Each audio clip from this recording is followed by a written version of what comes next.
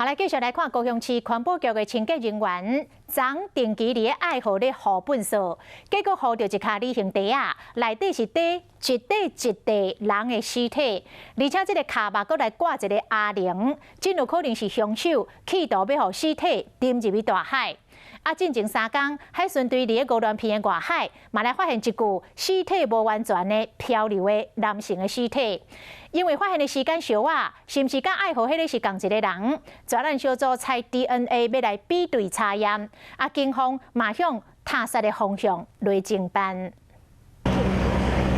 环保局清洁人员继续伫爱河底河，因为今日一天6月23，扶到2个黑色旅行袋啊，内面有底人的脚。好好着清洁人员惊甲随去报警来处理。确定是人体的下肢啊，到底是不是小腿部分的话，这个部分我们要再做确认。有一些恶臭味传出来了，啊，血水也有稍微渗出这些。警方事后发现讲，卡巴所在过白亚林 A 井，怀疑是为着要尸体沉入大海。其实伫6月20日，海巡人员伫屏东牛栏边海域，嘛发现一具男性的尸体。是男性遗体啊。